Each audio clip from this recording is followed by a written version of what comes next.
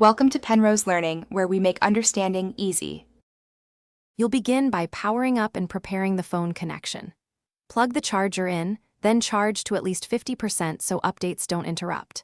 Once done, open the companion app on your phone and enable Bluetooth and location. This ensures reliable pairing.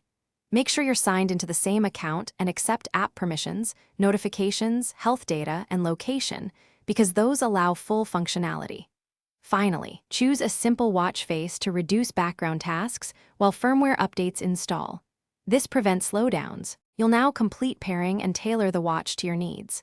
Tap the pairing code shown on the watch to confirm in the app and rename the device for easy recognition. Next, sync health metrics and set goals for steps, sleep, and workouts so tracking begins immediately. Install any firmware or app updates. These fix bugs and add features. Then customize quick settings, complications, and watch faces for glanceable info. Make sure to enable auto brightness and a preferred Do Not Disturb schedule to avoid interruptions. You're at the final stretch. Learn advanced features and how to recover if things go wrong.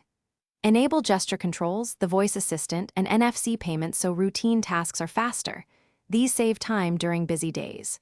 Create workout shortcuts and custom alerts, and enable emergency features like fall detection for safety. If pairing or sync fails, reboot the watch and your phone, then toggle Bluetooth off and on, forget the device in the app, and repair. This clears common connection issues and restores normal operation. Thanks for watching. If this was helpful, leave a like and consider subscribing. See you next time.